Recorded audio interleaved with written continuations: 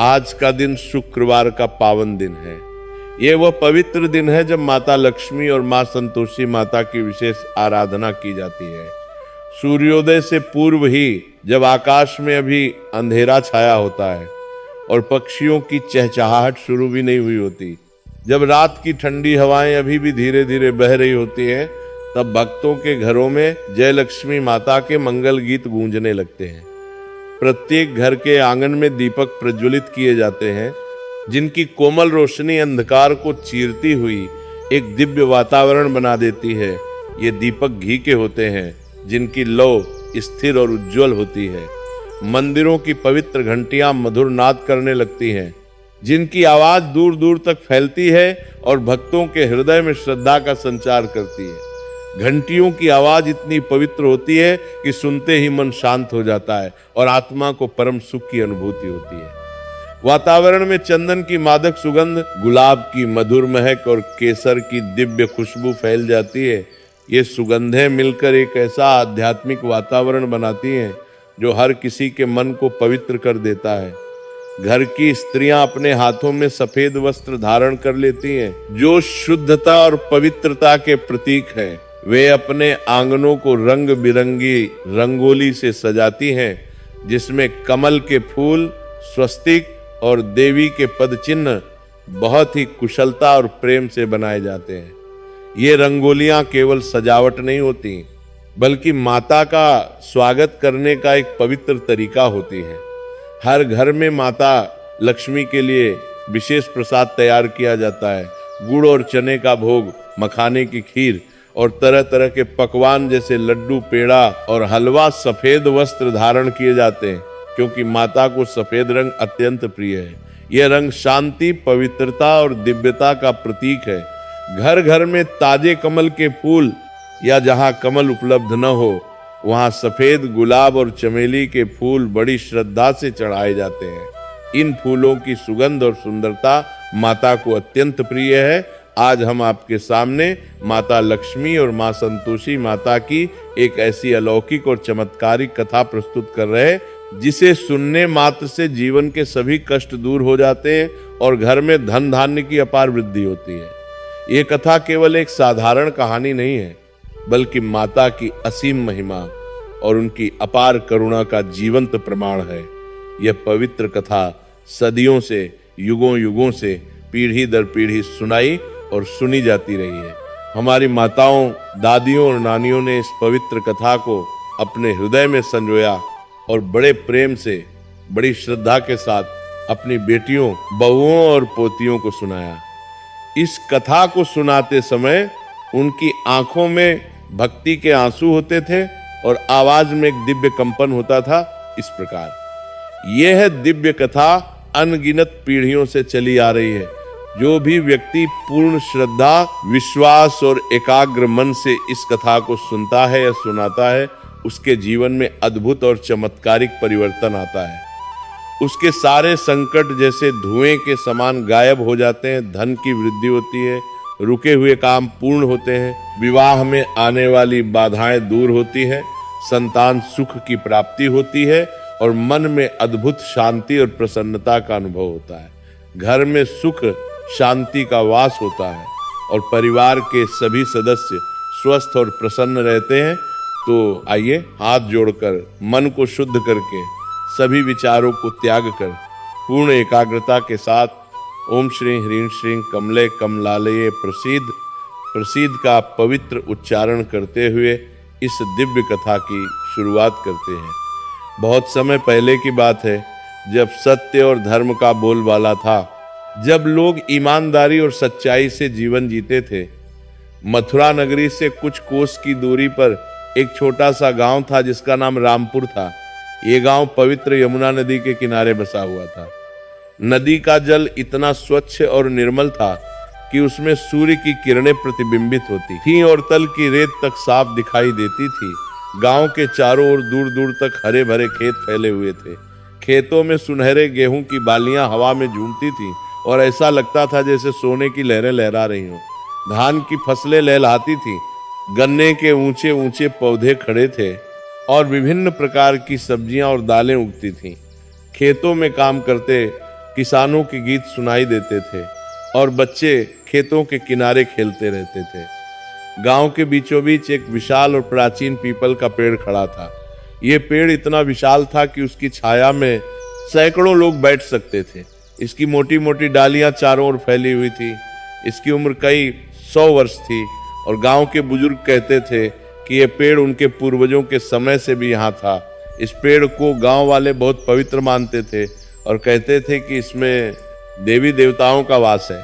उस पवित्र पेड़ के नीचे एक सुंदर छोटा सा मंदिर बना हुआ था, जहाँ माता लक्ष्मी की संगमरमर की मूर्ति विराजमान थी। मूर्ति इतनी सुंदर थी कि देखने वाले मंत्रमुग्ध हो जाते थे। माता के चेहरे पर एक दिव्य मुस्कान थी और उनकी आंखें करुणा से भरी हुई थी। माता के हाथों में कमल का फूल था और वे अपने भक्तों को आशीर्वाद दे रही थी। गांव के लोग बहुत सरल, मेहनती और ईमानदार थे। वे रोज सूर्योदय से पहले उठ जाते थे, ठंडे पानी से स्नान करते थे और माता को प्रणाम करके अपने खेतों में काम करने चले जाते थे। वे बहुत मेहनत करते थे लेकिन कभी शिकायत नहीं करते थे। स्त्रियां घर का काम संभालती थीं, चूल्हे पर रोटी बनाना, कपड़े धोना, बच्चों की देखभाल करना और पशुओं को चारा पानी देना। वे सुबह से शाम तक व्यस्त रहती थी लेकिन हमेशा मुस्कुराती रहती थी। शाम को जब सूर्य अस्त होने लगता तो सभी लोग अपने काम छोड़कर मंदिर में इकट्ठा हो जाते थे। वहां वे मिलकर माता की आरती करते थे, भजन गाते थे और एक दूसरे के सुख दुख में शामिल होते थे। कोई किसी के प्रति ईर्ष्या या द्वेष नहीं रखता था। गांव में सभी लोग परस्पर प्रेम, सद्भाव और भाईचारे से रहते थे। ये गांव सच्चे अर्थों में एक आदर्श गांव था। इसी शांत और सुखी गांव में एक अत्यंत गरीब किसान रहता था जिसका नाम रामलाल था। रामलाल लगभग 40 वर्ष का था। उसका शरीर अत्यधिक दुबला पतला था क्योंकि उसे दिन में 2 बार भी भरपेट खाना नसीब नहीं होता था। उसकी हड्डियां साफ दिखाई देती थी। कई कई दिन तो ऐसे गुजरते थे जब उसे केवल एक रोटी और नमक ही खाना पड़ता था और कभी कभी तो वो भी नहीं मिलता था। उसका चेहरा सांवला था, उसकी त्वचा धूप में काम करने से झुलस गई थी।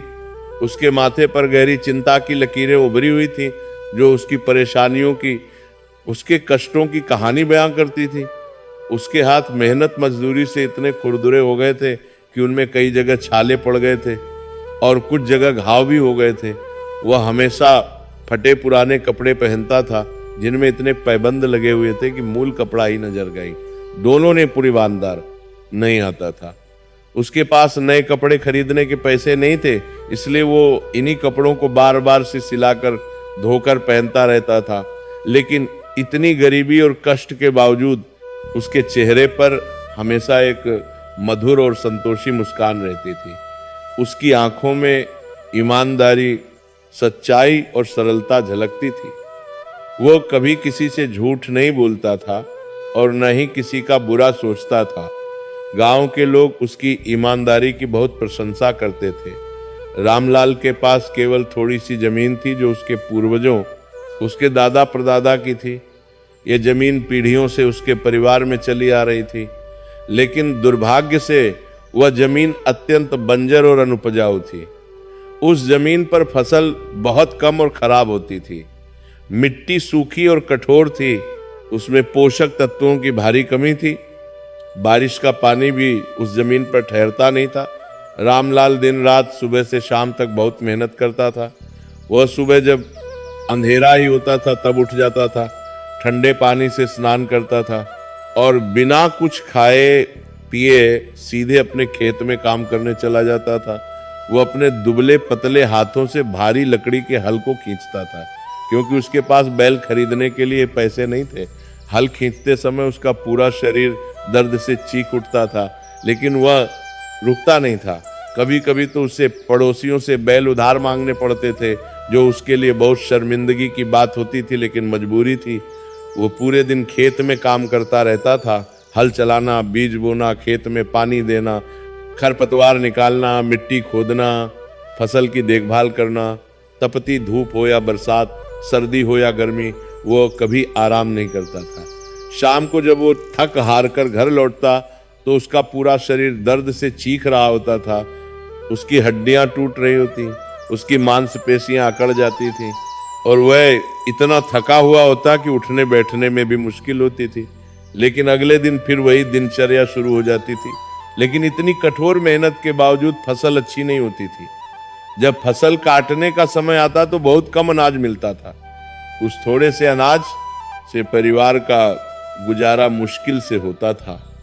कई बार तो रामलाल को साहूकारों से कर्ज लेना पड़ता था, जिसे चुकाना बहुत मुश्किल होता था। साहूकार बहुत ऊंचा ब्याज लगाते थे और समय पर पैसे न मिलने पर बहुत बुरा व्यवहार करते थे। रामलाल की पत्नी का नाम सुमित्रा था।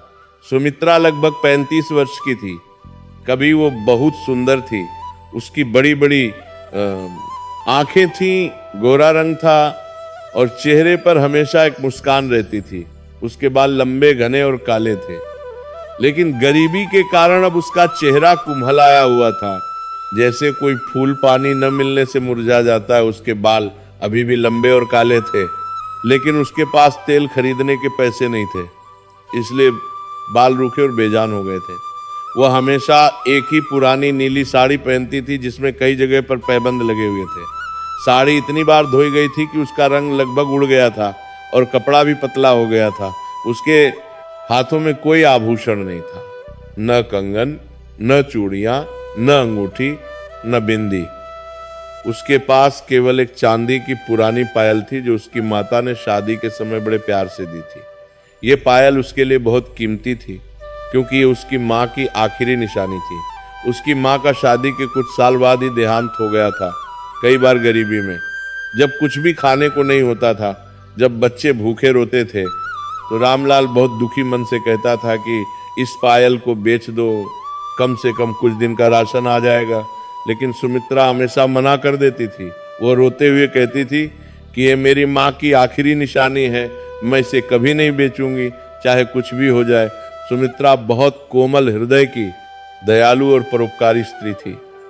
वह हमेशा मुस्कुराती रहती थी, चाहे उसके जीवन में कितनी भी मुसीबतें क्यों न हो। वो कभी किसी से शिकायत नहीं करती थी। गांव में अगर कोई बीमार होता तो उसकी देखभाल के लिए जाती थी। किसी को कोई परेशानी होती तो मदद करने को तैयार रहती थी। सुमित्रा एक अत्यंत मेहनती और कर्तव्यनिष्ठ महिला थी। वो सुबह सबसे पहले उठ जाती थी जब चारों ओर अंधेरा होता था। पहले वो पूरे घर की सफाई करती थी, आंगन में झाड़ू लगाना, बर्तन मांजना, कपड़े धोना। फिर वह 2 मील दूर कुएं तक जाती थी और वहां से पानी भरकर लाती थी। उसके सिर पर भारी मटका होता था, लेकिन वो बिना किसी शिकायत के काम रोज करती थी। कई बार रास्ते में उसके पैर में चोट लग जाती थी, कांटे चुभ जाते थे, लेकिन वो कभी नहीं रुकती थी। उसके बाद वो चूल्हे पर खाना बनाती थी, लेकिन खाने में बहुत कम सामान होता था। कभी कभी तो केवल रोटी और नमक ही होता था। कभी कभी थोड़ी सी दाल बन जाती थी, जिसमें पानी अधिक और दाल कम होती थी। दाल इतनी पतली होती थी कि उसे पानी ही कहा जा सकता था। सब्जी तो महीने में कुछ ही बार बनती थी। जब कभी कोई पड़ोसी थोड़ी सब्जी दे देता या खेत में कुछ मिल जाता, तभी सब्जी बनती थी। फिर भी सुमित्रा बड़े प्यार और लगन से खाना बनाती थी और अपने पति और बच्चों को बहुत स्नेह से परोस कर खिलाती थी। वो हमेशा पहले अपने पति को खाना देती, फिर बच्चों को, और खुद वो सबसे बाद में खाती थी। वह ये सुनिश्चित करती थी कि उसके परिवार को पहले खाना मिले। कई बार तो जो थोड़ा सा बचता था केवल वही खाती थी, और अगर कुछ नहीं बचता तो वो भूखी सो जाती थी। लेकिन वो कभी किसी से शिकायत नहीं करती थी। वो चुपचाप अपना पेट पानी से भर लेती थी और भगवान का नाम लेकर सो जाती थी। रामलाल और सुमित्रा के 2 प्यारे बच्चे थे। एक बेटा जिसका नाम मोहन था और एक बेटी जिसका नाम राधा था। मोहन 10 वर्ष का था और राधा 8 वर्ष की थी।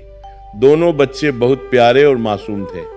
मोहन का रंग गोरा था, बड़ी बड़ी चमकीली आंखें थीं और चेहरा बहुत सुंदर था। उसके बाल घुंघराले थे और माथा चौड़ा था। राधा भी बहुत सुंदर थी। उसके गाल गुलाबी थे, आंखें बड़ी बड़ी और काली थीं और बाल घुंघराले थे। उसकी आवाज बहुत मीठी थी और जब वो हंसती थी तो पूरा घर रोशन हो जाता था। लेकिन दोनों बच्चे बहुत कमजोर और दुबले पतले थे, क्योंकि उन्हें ठीक से पौष्टिक खाना नहीं मिलता था। उनके शरीर इतने पतले थे कि उनकी पसलियां गिनी जाता सकती थी। उनके हाथ पैर बहुत पतले थे और चेहरे पर कमजोरी झलकती थी। उनके कपड़े फटे और पुराने थे। मोहन के कुर्ते में कई जगह से छेद थे और उसकी धोती भी बहुत पुरानी और मैली थी।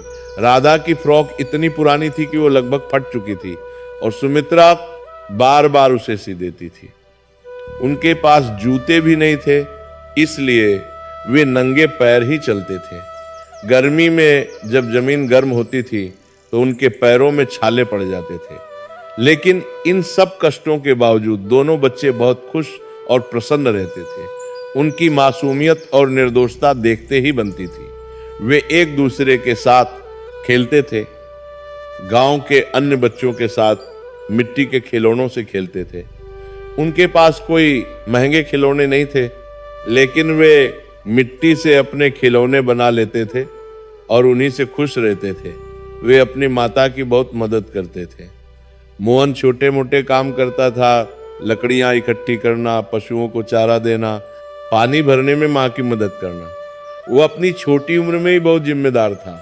राधा अपनी माता के साथ घर का काम करती थी, बर्तन धोना, सफाई करना और छोटी मोटी चीजें लाना ले जाना। दोनों बच्चे बहुत आज्ञाकारी और सुशील थे। वे अपने माता पिता का बहुत सम्मान करते थे और कभी कोई शिकायत नहीं करते थे। रामलाल और सुमित्रा बहुत धार्मिक विचारों और आस्थावान लोग थे। वे रोज सुबह ब्रह्म मुहूर्त में उठकर पवित्र स्नान करते थे, चाहे कितनी भी ठंड क्यों न हो।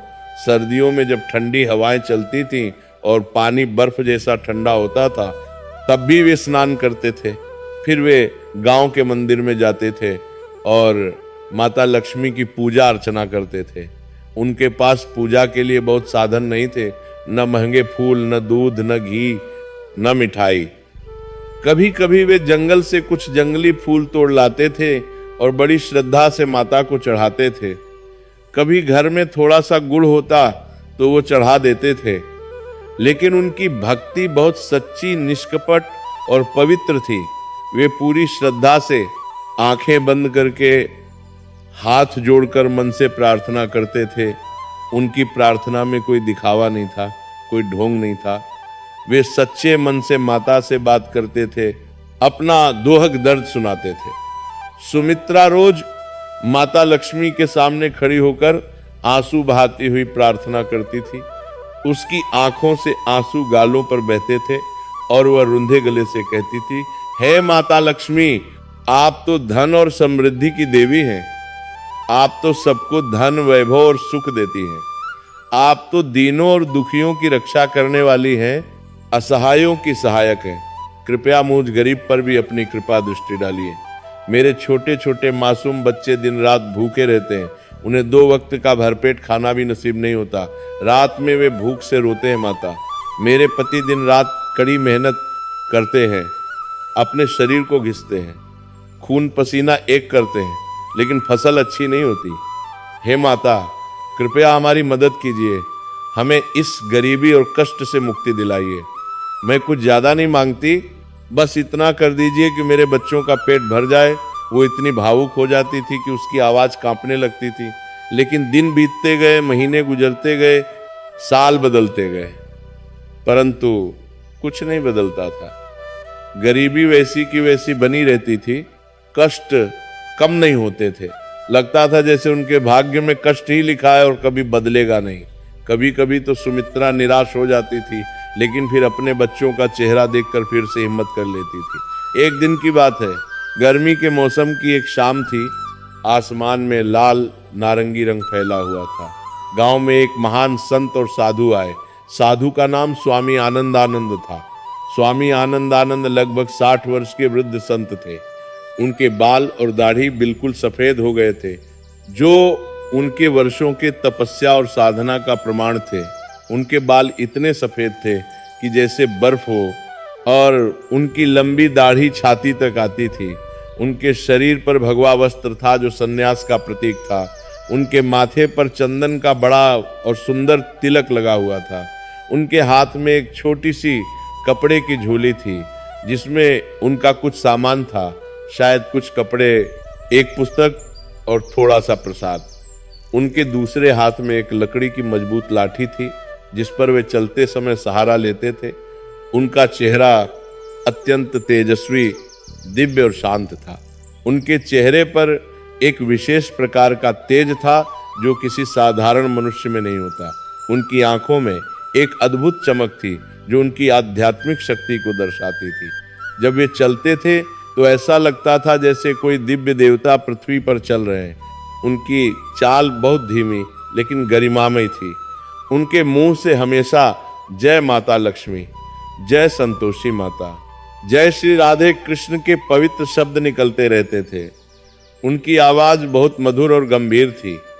जब वे कुछ बोलते थे तो लोग मंत्रमुग्ध होकर सुनते रहते थे।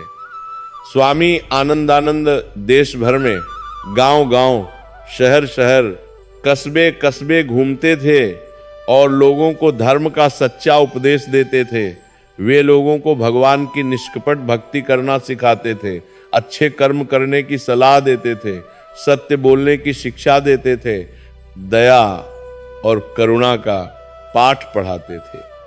जहां भी वे जाते थे सैकड़ों लोग उनके दर्शन के लिए इकट्ठा हो जाते थे। लोग बड़ी श्रद्धा से उन्हें भोजन कराते थे, उनकी सेवा करते थे और दक्षिणा देते थे।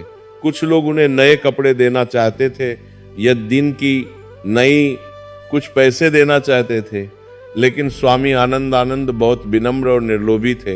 वे बहुत कम लेते थे। वे कहते थे, मुझे ज्यादा की कोई आवश्यकता नहीं है भाई, मैं एक साधारण साधु हूं।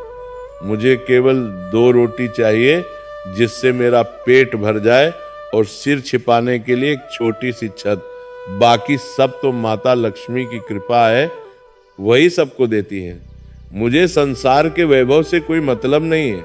जब स्वामी आनंदानंद रामपुर गांव में पहुंचे तो शाम का समय हो चुका था। सूर्य पश्चिम में डूबने लगा था और आकाश नारंगी और लाल रंग का हो गया था। पक्षी अपने घोंसलों में लौट रहे थे और उनकी चहचहाट सुनाई दे रही थी। वे सीधे गांव के बीच में स्थित विशाल पीपल के पेड़ के नीचे पहुंचे और वहां बैठ गए। वहां माता लक्ष्मी का सुंदर मंदिर था।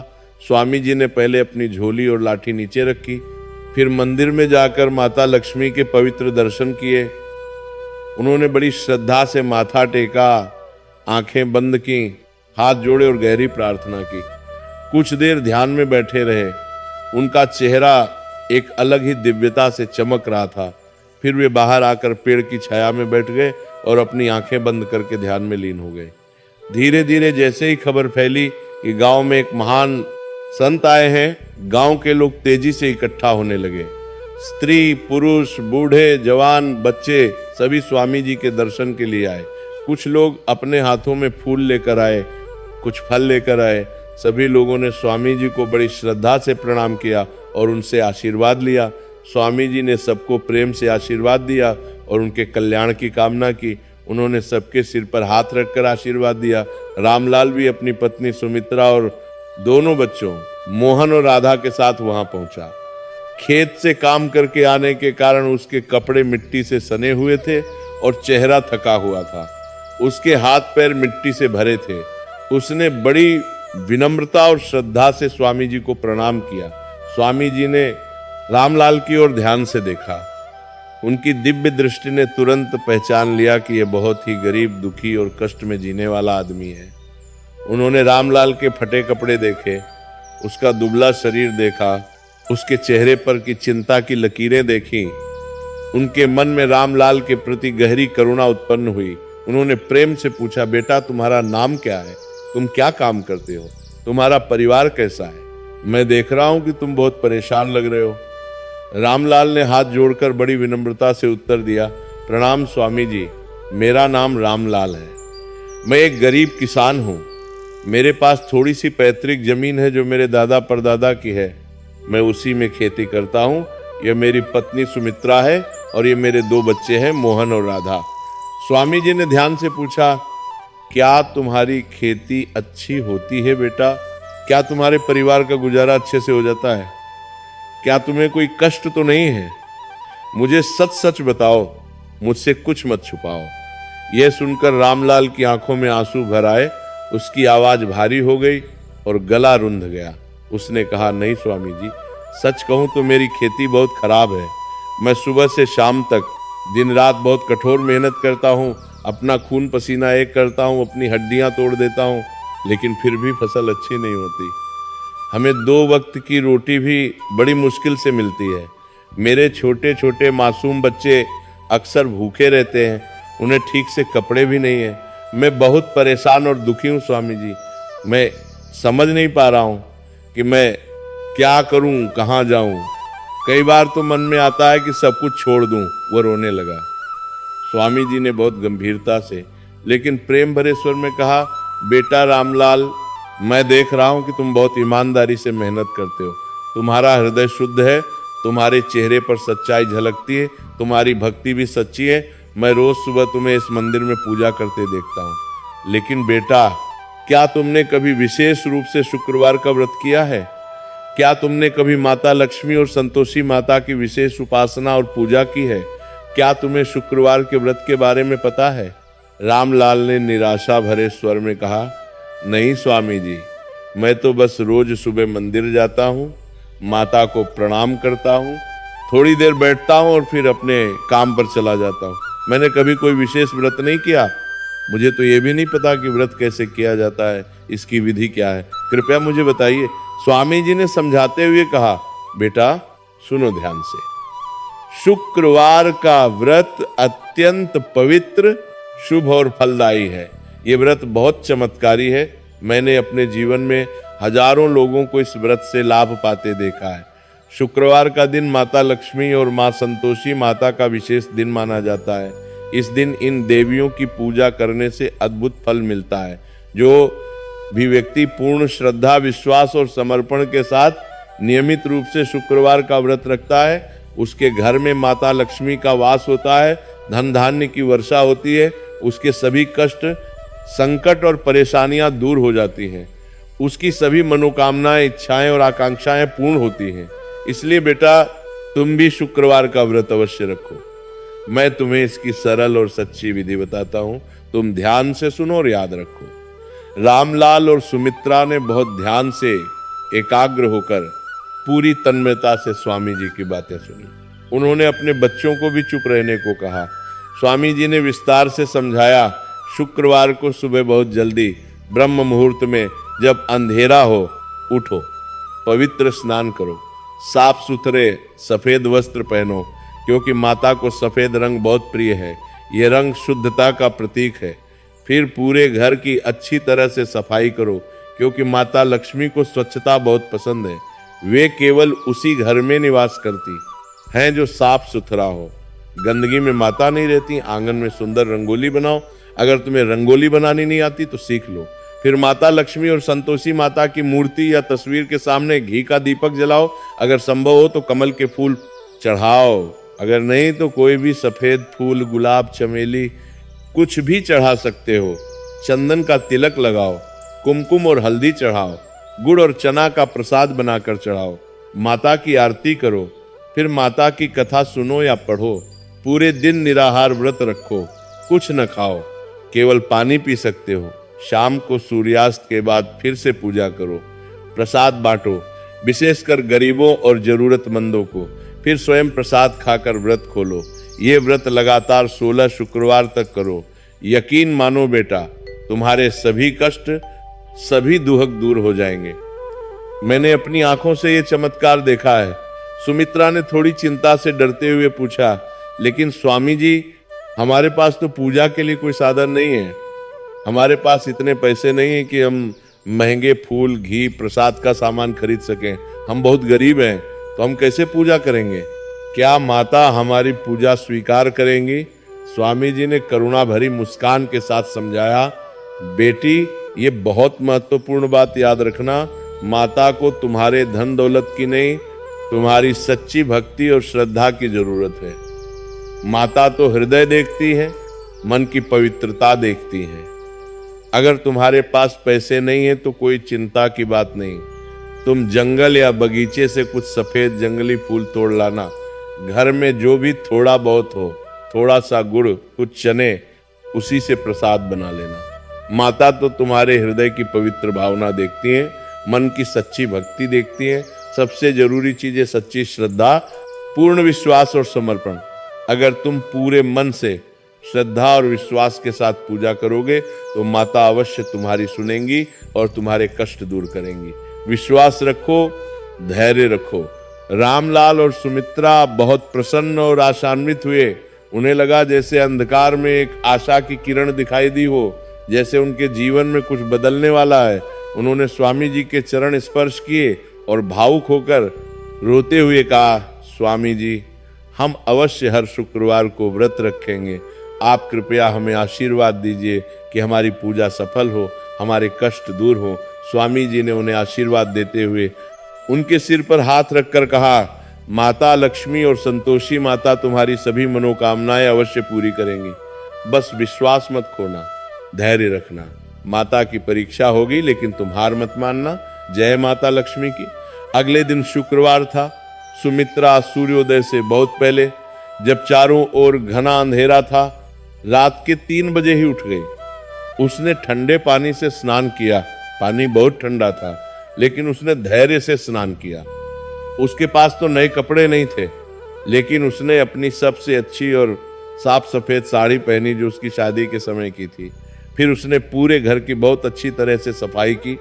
उसने आंगन में झाड़ू लगाई, कोनों की धूल साफ की, दीवारों को पोंछा, सब कुछ साफ किया।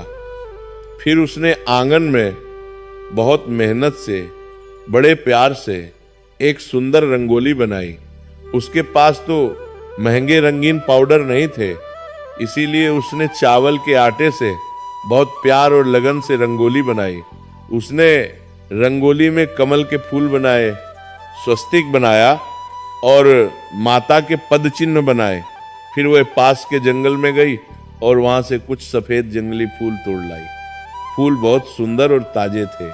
उसने घर के एक साफ कोने में, जहां माता लक्ष्मी और संतोषी माता की एक छोटी सी तस्वीर रखी हुई थी, उसे साफ किया और दीवार पर सम्मान से लगाया। उसके सामने एक छोटा सा मिट्टी का दीपक जलाया। दीपक की लौ स्थिर और उज्जवल थी। फूल चढ़ाए। उसके पास चंदन तो नहीं था, लेकिन उसने हल्दी से तिलक लगाया। फिर उसने अपने पूरे हृदय से बहुत श्रद्धा और भक्ति के साथ माता की पूजा की। सुमित्रा ने दोनों हाथ जोड़कर आंखें बंद करके रोते हुए प्रार्थना की। उसके गालों पर आंसू बह रहे थे। वो अत्यंत भावुक होकर कह रही थी, हे माता लक्ष्मी, हे माँ संतोषी, आप तो जगत की माता हैं, एक सबकी रक्षक हैं, आप सभी की पालन करता है। मैं आपकी शरण में आई हूँ माता। मेरे पास कुछ नहीं है, न धन, न वैभव, न अच्छे कपड़े, न आभूषण, लेकिन मेरे पास आपके प्रति सच्ची श्रद्धा है, पूर्ण विश्वास है। मेरे छोटे छोटे मासूम बच्चे दिन रात भूखे रहते हैं माता, उन्हें ठीक से कपड़े भी नहीं है, हमारे पास कुछ भी नहीं है। कृपया हम पर दया कीजिए, कृपा कीजिए। हे माँ संतोषी, आप तो संतोष और शांति देने वाली हैं, आप तो सबकी मनोकामनाएं पूरी करती हैं। कृपया मेरी भी विनती सुन लीजिए। मैं कुछ ज्यादा नहीं मांगती, कोई महल नहीं चाहिए, कोई बड़ा धन नहीं चाहिए, बस इतना कर दीजिए माता कि मेरे बच्चों को 2 वक्त का भरपेट खाना मिल जाए, उनके पेट भरे, मेरे पति की मेहनत सफल हो जाए, उनका श्रम व्यर्थ न जाए। हम आपके सदा आभारी रहेंगे माता, आपकी सदा पूजा करेंगे। वो बहुत देर तक रोती रही, प्रार्थना करती रही, माता से मिन्नतें करती रही। रामलाल भी पूजा में शामिल हुआ। उसने भी बहुत श्रद्धा से माता से प्रार्थना की।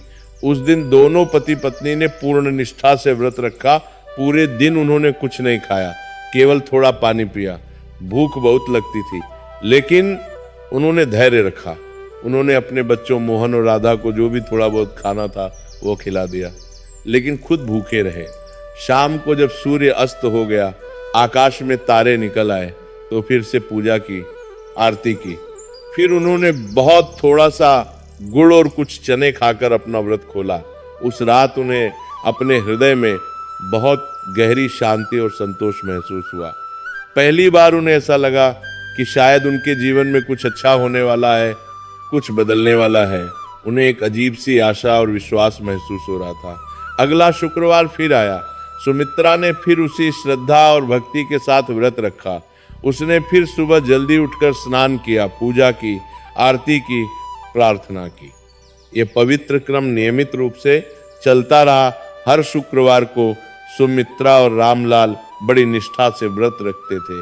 वे कभी नहीं भूलते थे, चाहे कितनी भी मुश्किल हो वे व्रत रखते थे। वे अपने बच्चों को भी माता की कथा सुनाते थे। मोहन और राधा भी बहुत ध्यान से चुपचाप बैठकर कथा सुनते थे। वे भी माता के प्रति श्रद्धा रखने लगे थे। 4-5 शुक्रवार बीत गए, लेकिन उनके जीवन में कुछ विशेष परिवर्तन नहीं आया। गरीबी वैसी की वैसी ही थी, कष्ट और संघर्ष जारी था। रामलाल मन ही मन थोड़ा निराश होने लगा। एक दिन उसने सुमित्रा से थोड़ी उदासी से कहा, देखो कितने शुक्रवार हो गए, लेकिन कुछ भी नहीं बदला। सब कुछ वैसा का वैसा ही है। शायद हमारे भाग्य में सुख लिखा ही नहीं है, शायद माता हमारी नहीं सुन रही है। लेकिन सुमित्रा, जिसका विश्वास अटल था, ने धैर्य और विश्वास के साथ कहा, नहीं, हमें निराश नहीं होना चाहिए, हमें विश्वास नहीं खोना चाहिए। स्वामी जी ने स्पष्ट कहा था कि 16 शुक्रवार पूरे करने हैं, अभी तो केवल 5 ही हुए हैं। हमें धैर्य रखना चाहिए। माता की परीक्षा है ये। माता हमारी श्रद्धा की परीक्षा ले रही हैं। माता अवश्य हमारी सुनेंगी, हमारे कष्ट दूर करेंगी। हमें विश्वास रखना होगा। रामलाल मान गया और उन्होंने व्रत जारी रखा, अपनी भक्ति जारी रखी। 6ठे शुक्रवार की बात है।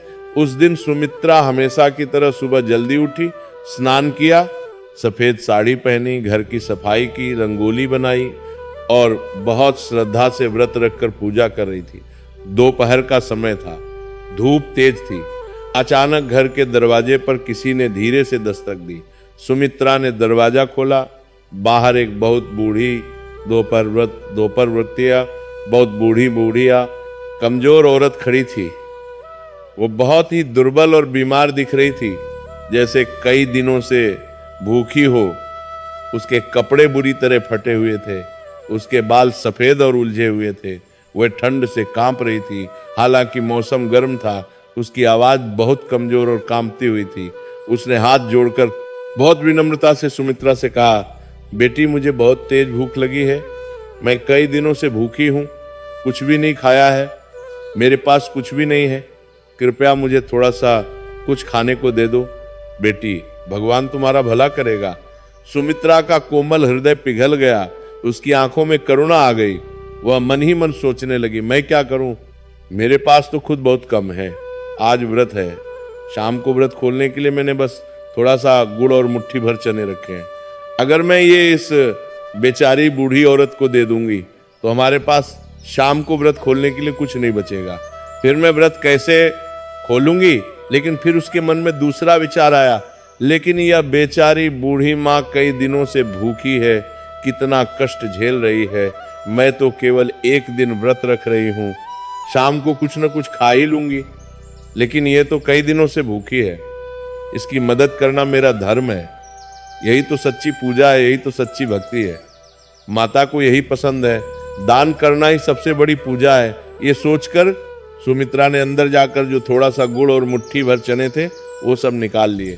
उसने एक छोटी कटोरी में साफ पानी भी भर लिया। फिर वो बाहर आई और बड़े प्यार से, बड़े सम्मान से बूढ़ी औरत को दे दिया। बूढ़ी औरत की सूखी और थकी आंखों में अचानक खुशी के आंसू आ गए।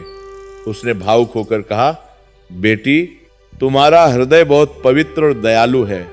तुमने इतनी गरीबी में भी मेरी मदद की। तुम खुद भूखी हो, लेकिन फिर भी तुमने मुझे खाना दिया। भगवान तुम्हें अपार सुख दे, धन धान्य से भर दे, तुम्हारे घर में सदा खुशियां रहें, माता लक्ष्मी तुम्हारे घर में सदा वास करे। ये आशीर्वाद देकर उसने बड़े प्रेम से गुड़ और चने खाए, पानी पिया। फिर उसने सुमित्रा के सिर पर हाथ रखकर आशीर्वाद दिया और वहां से धीरे धीरे चली गई। शाम हो गई, सूर्य पश्चिम में डूब गया, आकाश नारंगी और लाल हो गया। आकाश में तारे निकलने लगे, व्रत खोलने का समय हो गया। लेकिन सुमित्रा के पास तो अब कुछ भी नहीं था। उसने सब कुछ बूढ़ी औरत को दे दिया था। उसने मन में सोचा, कोई बात नहीं, जो मैंने किया वो सही किया। उस बेचारी की मदद करना जरूरी था। मैं आज बिना कुछ खाए ही रहूंगी, माता समझेंगी, माता जानती है कि मैंने क्यों के बारे में से वो लख रहा होगा, दूरी को लग रहा होगा। दिया। उसने फिर से माता के सामने दीपक जलाया, आरती की, माता से प्रार्थना की, उन्हें धन्यवाद दिया। फिर फिर वो चुपचाप बैठ गई, भूखी लेकिन संतुष्ट। तभी अचानक कुछ ही देर बाद, लगभग आधे घंटे बाद, फिर से दरवाजे पर दस्तक हुई। सुमित्रा ने आश्चर्य से दरवाजा खोला। बाहर गांव के मुखिया की पत्नी खड़ी थी। उसके हाथ में एक बड़ी सी थाली थी जो साफ कपड़े से ढकी हुई थी। थाली में कई तरह के स्वादिष्ट पकवान थे, पूरी, सब्जी, हलवा, चावल, दाल, खीर। खाने की खुशबू आ रही थी। मुखिया की पत्नी ने मुस्कुराते हुए कहा, सुमित्रा बहन, आज मेरे घर में किसी कारण से बहुत सारा खाना बच गया है। मुझे समझ नहीं आ रहा था कि क्या करूं। मैंने सोचा कि ये बर्बाद क्यों करूं, व्यर्थ क्यों जाने दूं। तुम्हारे घर भेज दूं, तुम्हारे प्यारे बच्चे मोहन और राधा खा लेंगे। ये लो।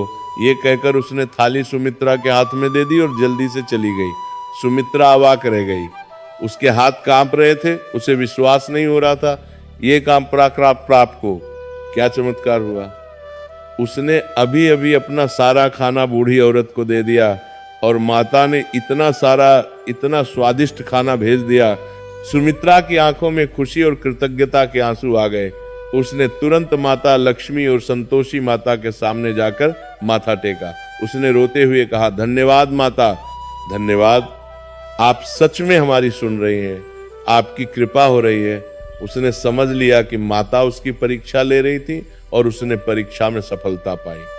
ये वह बूढ़ी औरत नहीं थी, ये तो स्वयं माता लक्ष्मी थी जो उसकी परीक्षा लेने आई थी। उस दिन पूरे परिवार ने, रामलाल, सुमित्रा, मोहन और राधा, सभी ने भरपेट स्वादिष्ट खाना खाया। बच्चे बहुत खुश हुए। कई दिनों बाद, शायद महीनों बाद, उन्हें इतना अच्छा खाना मिला था। मोहन और राधा ने पूरी और हलवा खाया और बहुत खुश थे। रामलाल भी हैरान और प्रसन्न था। उसने भावुक होकर कहा, देखो, माता ने हमारी सुन ली, हमारी भक्ति व्यर्थ नहीं गई। तुमने सही किया जो उस बूढ़ी औरत को खाना दिया। ये माता का चमत्कार है। अब हमें और भी ज्यादा श्रद्धा, विश्वास और समर्पण के साथ व्रत करना चाहिए। इसके बाद हर शुक्रवार को कुछ न कुछ अच्छा, कुछ न कुछ चमत्कारिक होने लगा। कभी किसी पड़ोसी ने रामलाल को कुछ मजदूरी का काम दे दिया जिससे थोड़े पैसे मिल गए। कभी किसी रिश्तेदार ने अचानक कुछ अनाज या खाना भेज दिया। कभी खेत में फसल थोड़ी बेहतर हो गई। कभी कोई और अप्रत्याशित मदद आ गई। धीरे धीरे, बहुत धीरे धीरे चीजें बेहतर होने लगी, सुधरने लगी, परिस्थितियां बदलने लगी। रामलाल को लगने लगा कि शायद उसके बुरे दिन खत्म हो रहे हैं, अच्छे दिन आने वाले हैं। 9वें शुक्रवार को गांव के एक धनी व्यक्ति ने रामलाल को अपने खेत में काम करने के लिए बुलाया और अच्छा पैसा दिया। 10वें शुक्रवार तक आते आते रामलाल और सुमित्रा को पूर्ण विश्वास हो गया था कि माता उनकी सुन रही है, उनकी देखभाल कर रही है। 10वां शुक्रवार था।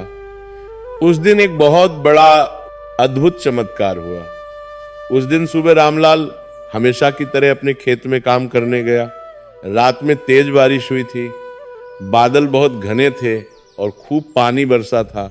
आसमान से मूसलाधार बारिश हुई थी। जब वो सुबह खेत में पहुंचा तो उसे बहुत खुशी हुई। खेत में अच्छा पानी भर गया था जो फसल के लिए बहुत लाभदायक था। रामलाल प्रसन्न होकर खेत में घूमने लगा।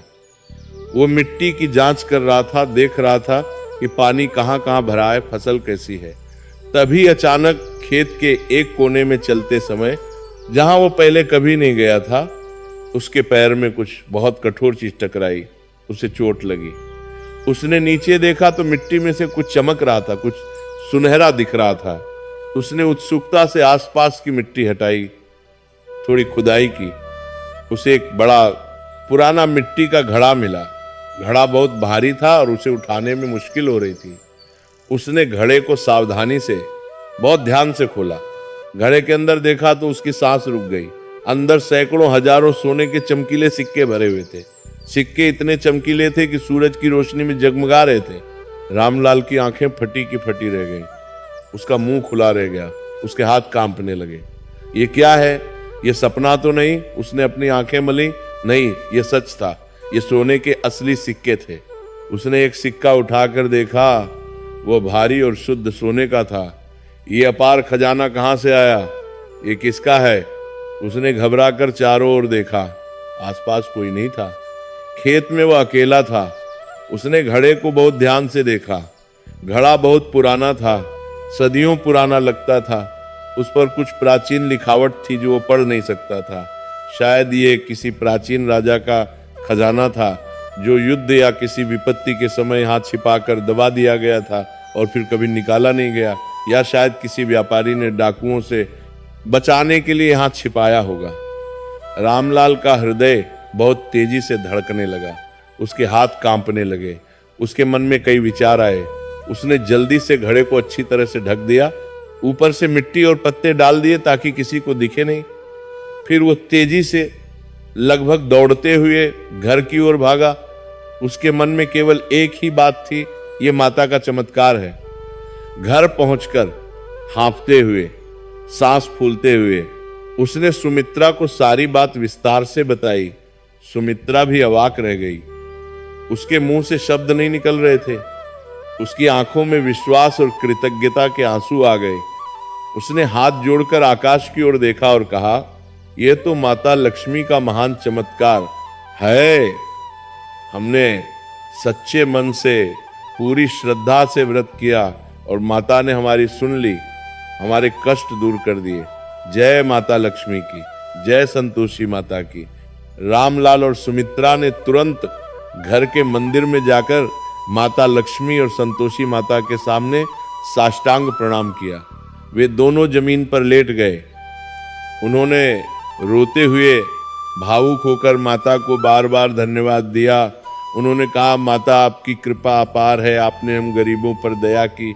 फिर शाम को जब चारों ओर घना अंधेरा हो गया और गांव के सभी लोग अपने घरों में सो गए, तो रामलाल चुपचाप बहुत सावधानी से खेत में गया।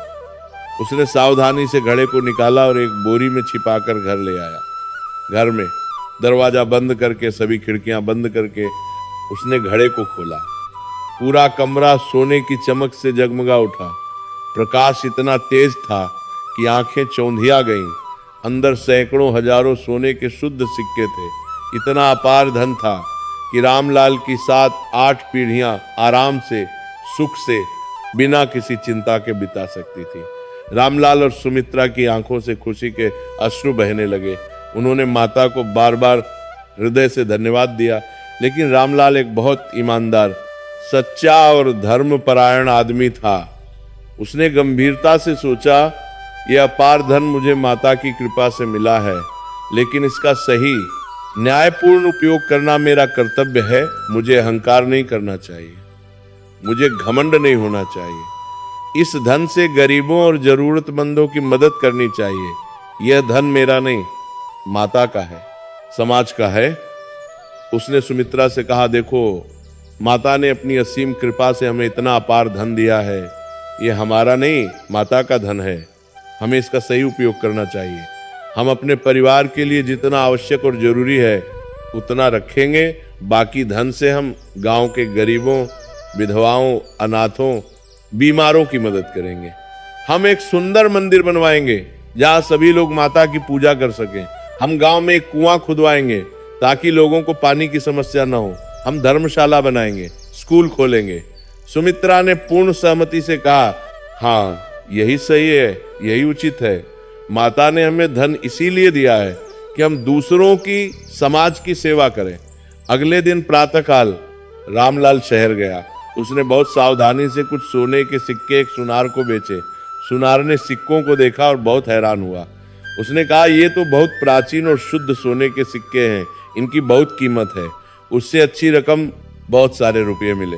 फिर उसने सबसे पहले अपने परिवार की जरूरतों का ध्यान रखा। उसने खेती के लिए 2 मजबूत बैल खरीदे। वे बैल स्वस्थ और शक्तिशाली थे। उत्तम गुणवत्ता के बीज खरीदे। खेत के लिए अच्छे औजार और उपकरण खरीदे, हल, कुदाल, फावड़े, सब कुछ। उसने अपने परिवार के सभी सदस्यों के लिए नए सुंदर कपड़े खरीदे। सुमित्रा के लिए सुंदर साड़ियाँ, कई रंगों की साड़ियाँ। मोहन और राधा के लिए नए कपड़े, जूते, अपने लिए भी अच्छे वस्त्र।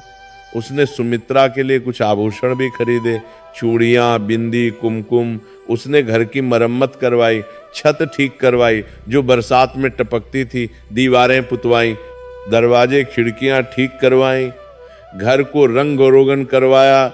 उसने बाजार से अच्छा और पौष्टिक खाना खरीदा, गेहूं, चावल, दाल, तेल, घी, सब्जियां, फल, दूध, दही, मिठाई। उस दिन घर में पहली बार इतना सारा, इतना स्वादिष्ट खाना बना। बच्चे मोहन और राधा की खुशी का कोई ठिकाना नहीं रहा। उन्होंने जीवन में पहली बार इतना अच्छा भरपेट खाना खाया। उन्हें नए सुंदर कपड़े मिले। वे बहुत प्रसन्न और उत्साहित थे। सुमित्रा भी बहुत खुश थी, लेकिन सबसे ज्यादा खुश रामलाल इसलिए था क्योंकि उसके बच्चों के चेहरे पर मुस्कान आ गई थी, उनकी आंखों में चमक आ गई थी। लेकिन रामलाल अपना वादा, अपनी प्रतिज्ञा नहीं भूला। उसने गांव के सभी गरीब परिवारों में बहुत सारा अनाज, कपड़े और पैसे बांटे।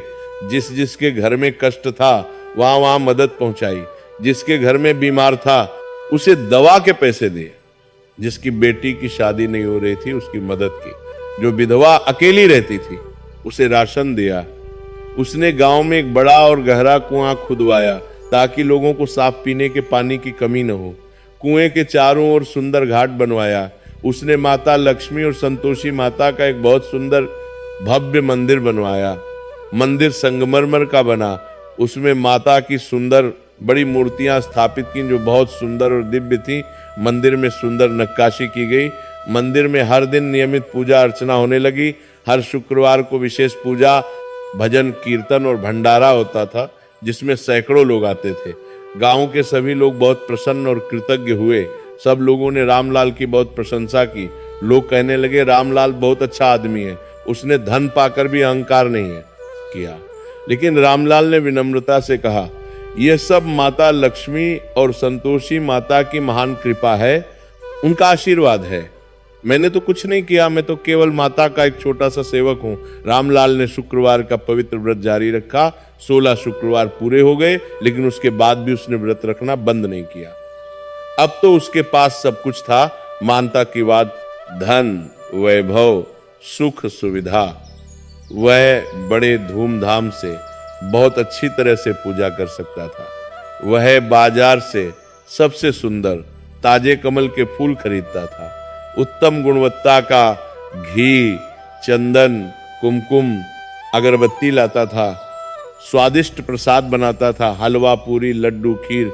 हर शुक्रवार को सैकड़ों गरीबों को भोजन कराता था। कपड़े बांटता था, दवाइयां बांटता था। धीरे धीरे रामलाल की प्रसिद्धि, उसकी ख्याति दूर दूर तक फैलने लगी। लोग दूर दूर के गांवों और शहरों से आने लगे, कुछ मदद के लिए, कुछ माता के दर्शन के लिए, कुछ रामलाल से मिलने के लिए, कुछ व्रत की विधि सीखने के लिए। एक बार की बात है, उसी गांव में एक बहुत धनी और प्रभावशाली व्यापारी रहता था। उसका नाम लाला रामदीन था। लाला रामदीन अत्यंत समृद्ध था। उसके पास विशाल जमीनें थीं जो मीलों तक फैली थीं। कई दुकानें थीं। बड़ा हवेली जैसा मकान था।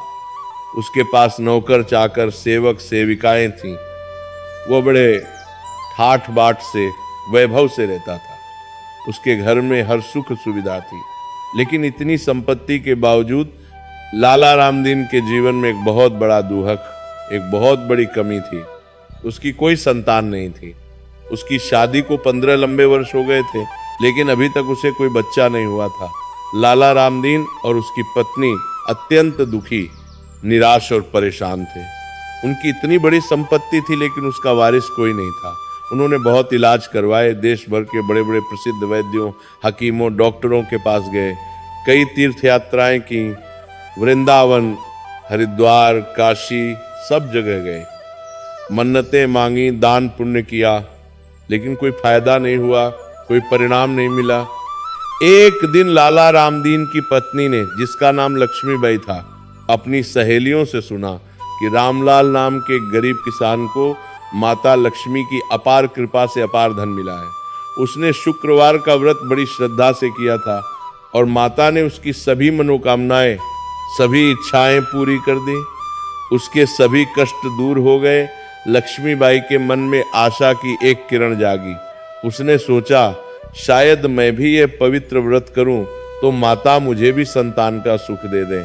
वह तुरंत रामलाल की पत्नी सुमित्रा के घर गई। उसने बड़ी विनम्रता से सुमित्रा से कहा बहन, मैंने सुना है कि तुमने शुक्रवार का व्रत किया था और माता ने तुम्हारी सभी मनोकामनाएं पूरी कर दी, तुम्हारे सभी कष्ट दूर कर दिए। कृपया मुझे भी व्रत की सही विधि, पूरी प्रक्रिया बताओ। मुझे भी संतान का सुख चाहिए। मेरे पास धन दौलत सब कुछ है, बड़ा घर है, नौकर चाकर हैं, लेकिन बच्चे नहीं हैं। मेरा जीवन अधूरा है, कोई मेरा अपना नहीं है। सुमित्रा ने बड़े प्यार, धैर्य और विस्तार से लक्ष्मीबाई को सब कुछ समझाया, व्रत की विधि, पूजा का तरीका, मंत्र, आरती, सब कुछ। उसने कहा, बहन, माता लक्ष्मी और संतोषी माता बहुत दयालु करुणामयी है। वे अपने हर भक्त की सुनती हैं। अगर तुम पूरे मन से सच्ची श्रद्धा और अटूट विश्वास के साथ व्रत करोगी तो माता अवश्य तुम्हारी मनोकामना पूरी करेंगी। तुम्हें संतान का सुख मिलेगा। बस पूरी श्रद्धा से व्रत करना। लक्ष्मीबाई ने अगले शुक्रवार से नियमित व्रत रखना शुरू किया। वो बहुत श्रद्धा, निष्ठा और समर्पण के साथ व्रत रखती थी। वो सुबह बहुत जल्दी उठती थी, पवित्र स्नान करती थी, सुंदर सफेद रेशमी साड़ी पहनती थी, अपने विशाल घर की सफाई करती थी, सुंदर कलात्मक रंगोली बनाती थी, फिर माता लक्ष्मी और संतोषी माता की भव्य पूजा करती थी। वो सबसे सुंदर महंगे कमल के फूल चढ़ाती थी, उत्तम प्रसाद बनाती थी, पूरे दिन निराहार व्रत रखती थी, शाम को फिर विधिवत पूजा करके व्रत खोलती थी। कुछ महीने बीत गए। 3 महीने बाद एक दिन लक्ष्मीबाई को पता चला कि वह गर्भवती है। उसकी और लाला रामदीन की खुशी का कोई पार नहीं रहा। उन्हें विश्वास नहीं हो रहा था। 15 साल बाद उन्हें सुखद समाचार मिला था। लक्ष्मीबाई ने तुरंत सुमित्रा को एक खुशखबरी सुनाई। दोनों ने मिलकर माता लक्ष्मी और संतोषी माता को धन्यवाद दिया, कृतज्ञता व्यक्त की। लक्ष्मीबाई ने कहा, माता ने मेरी सुन ली, ये उनका चमत्कार है। 9 महीने बाद लक्ष्मीबाई ने एक बहुत सुंदर स्वस्थ बेटे को जन्म दिया। बच्चा बिल्कुल स्वस्थ था, उसका रंग गोरा था, चेहरा सुंदर था, उसकी आंखें बड़ी बड़ी थीं। लाला रामदीन की खुशी का कोई ठिकाना नहीं था। उसने पूरे गांव में, बल्कि आसपास के सभी गांवों में भोजन कराया, भंडारा कराया, गरीबों में कपड़े, अनाज और पैसे उदारता से बांटे। उसने माता के मंदिर में एक बहुत बड़ा भव्य भंडारा कराया जिसमें हजारों लोगों ने भोजन किया। उसने माता को धन्यवाद देते हुए कहा, माता, आपने मेरे सूने घर को बसा दिया, मेरे जीवन को पूर्ण कर दिया। मैं जीवन भर आपकी पूजा करूंगा, आपकी सेवा करूंगा। ये खबर, ये चमत्कार पूरे गांव में और आसपास के इलाकों में तेजी से फैल गई। लोगों ने देखा, अनुभव किया कि शुक्रवार का व्रत सचमुच बहुत चमत्कारी, बहुत शक्तिशाली है। जिस किसी ने भी सच्चे मन से पूर्ण श्रद्धा के साथ व्रत किया, उसकी हर मनोकामना पूरी हो गई। धीरे धीरे गांव की लगभग सभी स्त्रियां शुक्रवार का व्रत रखने लगी। हर शुक्रवार को मंदिर में बहुत भीड़ लगने लगी। सैकड़ों हजारों लोग माता की पूजा करने आते थे। सबकी मनोकामनाएं पूरी होने लगी। जिसे धन ने स्तार को परबेर हने हर काल परबेर होने का वात रहे, तो 7 बार मानता प्रवीर होने काल 7 दिने काल से धन कर। चाहिए था उसे धन मिला, जिसे संतान चाहिए थी उसे संतान मिली, जिसे नौकरी चाहिए थी उसे नौकरी मिली, जिसकी शादी में रुकावट थी वह दूर हुई, जिसे स्वास्थ्य चाहिए था वह मिला। सबके जीवन में खुशियां, शांति और समृद्धि आने लगी। एक बार की बात है, पड़ोस के गांव में एक युवती रहती थी। उसका नाम कमला था। कमला 25 वर्ष की थी। वह अत्यंत सुंदर, गुणवान और शिक्षित थी। वो बहुत अच्छा खाना बनाती थी, घर का सारा काम कुशलता से करती थी। वो बहुत विनम्र, मधुर स्वभाव की और संस्कारी थी। लेकिन दुर्भाग्य से उसकी शादी नहीं हो रही थी। उसकी उम्र 25 वर्ष हो गई थी, लेकिन अभी तक कोई अच्छा उपयुक्त रिश्ता नहीं आया था। कमला के माता पिता बहुत चिंतित और परेशान थे। उन्होंने बहुत कोशिश की, कई जगह रिश्ते देखे, लेकिन कुछ नहीं हुआ। या तो लड़का अच्छा नहीं होता, या कुंडली नहीं मिलती, या कोई और समस्या आ जाती। कमला भी बहुत दुखी रहती थी। एक दिन कमला की माता ने रामपुर गांव में माता के प्रसिद्ध मंदिर के बारे में सुना। उसने सुना कि वहां शुक्रवार का व्रत करने से सभी मनोकामनाएं पूरी होती हैं, सभी बाधाएं दूर होती हैं। कमला की माता ने कमला से कहा, बेटी, तू रामपुर जाकर माता के दर्शन कर, वहां सुमित्रा से मिल और व्रत की विधि सीख, फिर श्रद्धा से व्रत कर। शायद माता तेरी शादी करवा दें, क्या तेरे जीवन में खुशियां लाएं। कमला ने कहा, ठीक है माता जी, मैं अवश्य जाऊंगी। कमला रामपुर गांव गई, वह सुमित्रा से मिली। सुमित्रा ने उसे बहुत प्यार, धैर्य और विस्तार से सब कुछ समझाया। व्रत की विधि, पूजा का तरीका, माता की कथा, सब कुछ। कमला ने अगले शुक्रवार से नियमित व्रत रखना शुरू किया। वो बहुत श्रद्धा, निष्ठा और समर्पण के साथ व्रत रखती थी। वो रोज माता से हाथ जोड़कर प्रार्थना करती थी, हे माता, मुझे एक अच्छा सुयोग्य पति दे दो, एक ऐसा जीवन साथी दो जो मेरा ध्यान रखे, मुझे प्यार करे। मैं आपकी शरण में हूँ, आपकी दासी हूँ। 3 महीने बाद जब कमला ने नियमित व्रत किया तो उसके घर एक बहुत अच्छा उपयुक्त रिश्ता आया। लड़का बहुत अच्छा, सुशिक्षित था, उसकी अच्छी नौकरी थी, वो अच्छे सम्मानित परिवार से था, उसका स्वभाव भी बहुत अच्छा था, कुंडली भी पूर्णतः मिल गई। कमला के माता पिता बहुत प्रसन्न, कृतज्ञ हुए। जल्दी ही कमला की शादी बड़ी धूमधाम से, बड़े आनंद से हो गई। शादी के बाद कमला बहुत सुखी, संतुष्ट रही। उसने जीवन भर हर शुक्रवार का व्रत रखा और माता को धन्यवाद देती रही, कृतज्ञता व्यक्त करती रही। इस प्रकार माता लक्ष्मी और संतोषी माता की महिमा, उनकी कृपा दूर दूर तक हर जगह फैल गई। हजारों लाखों लोगों ने शुक्रवार का पवित्र व्रत किया और उनकी मनोकामनाएं पूरी हुई। रामलाल का परिवार बहुत सुखी, समृद्ध रहा। उसके बच्चे मोहन और राधा बड़े होकर बहुत अच्छे संस्कारी इंसान बने। मोहन ने अच्छी शिक्षा ली और एक सफल व्यापारी बना। वह ईमानदारी से व्यापार करता था। राधा की शादी एक बहुत अच्छे सम्मानित परिवार में हुई। रामलाल और सुमित्रा ने जीवन भर अंतिम सांस तक हर शुक्रवार को व्रत रखा। उन्होंने हमेशा गरीबों, जरूरतमंदों की मदद की। उन्होंने कई मंदिर बनवाए, कुएं खुदवाए, धर्मशालाएं बनवाई, स्कूल खुलवाए।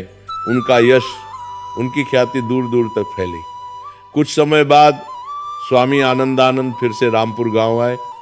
जब उन्होंने देखा कि गांव में कितना अद्भुत बदलाव आया है, कैसा सकारात्मक परिवर्तन हुआ है, तो वे अत्यंत प्रसन्न हुई। गांव जो पहले साधारण था, अब समृद्ध हो गया था। सभी लोग खुश थे। उन्होंने रामलाल को बुलाया और आशीर्वाद देते हुए कहा, बेटा रामलाल, मैं बहुत प्रसन्न और गर्वित हूँ। तुमने न केवल अपना जीवन बदला, बल्कि पूरे गांव का, पूरे समाज का जीवन बदल दिया। तुमने माता की सच्ची, निष्कपट भक्ति की। तुमने गरीबों, जरूरतमंदों की निस्वार्थ सेवा की। यही सच्चा धर्म है, यही सच्ची भक्ति है। माता तुम पर हमेशा कृपा बनाए रखे। रामलाल ने विनम्रता से स्वामी जी के चरण छुए और कहा, स्वामी जी, यह सब केवल और केवल आपकी कृपा है, आपका आशीर्वाद है। आपने ही मुझे व्रत के बारे में बताया, मार्ग दिखाया। आपने ही मेरी बंद आंखें खोली, मुझे सही रास्ता दिखाया। मैं आपका जीवन भर ऋणी रहूंगा। स्वामी जी ने मुस्कुराते हुए प्रेम से कहा, बेटा, मैं तो केवल एक माध्यम था, एक निमित्त था।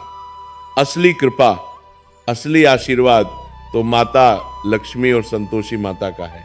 तुमने सच्ची श्रद्धा, पूर्ण विश्वास के साथ पूजा की, इसलिए माता ने तुम्हारी सुन ली, तुम्हारे कष्ट दूर कर दिए। अब तुम्हारा पवित्र कर्तव्य है कि तुम दूसरों को भी इस व्रत के बारे में बताओ, जागरूक करो। जितने ज्यादा लोग इस व्रत को करेंगे, उतनी ज्यादा माता की कृपा होगी, उतनी ज्यादा खुशियां फैलेंगी। रामलाल ने हाथ जोड़कर कहा, जी स्वामी जी, मैं अवश्य ऐसा करूंगा। उसके बाद रामलाल ने एक बड़ा व्यापक सत्संग कार्यक्रम शुरू किया। हर शुक्रवार को मंदिर में विशाल सत्संग होता था। रामलाल और सुमित्रा स्वयं लोगों को माता की पवित्र कथा सुनाते थे, व्रत की विधि समझाते थे, प्रश्नों के उत्तर देते थे। हजारों लोग दूर दूर से आते थे। सब लोग बहुत श्रद्धा, भक्ति के साथ कथा सुनते थे। फिर सबको प्रसाद दिया जाता था। गरीबों, जरूरतमंदों को भोजन कराया जाता था। ये पवित्र परंपरा आज भी चल रही है, आज भी जारी है। ये कथा हमें सिखाती है कि माता लक्ष्मी और संतोषी माता कितनी दयालु, कितनी करुणामयी है। वे हर भक्त की सुनती हैं, चाहे वह अमीर हो या गरीब, पढ़ा लिखा हो या अनपढ़, ऊंची जाति का हो या नीची जाति का। अगर उसकी भक्ति सच्ची है, श्रद्धा पूर्ण है, विश्वास अटूट है, तो माता अवश्य उसकी मदद करती है, उसकी रक्षा करती है। ये कथा ये भी सिखाती है कि हमें कभी निराश नहीं होना चाहिए, कभी हिम्मत नहीं हारनी चाहिए, हमें हमेशा विश्वास रखना चाहिए, धैर्य रखना चाहिए।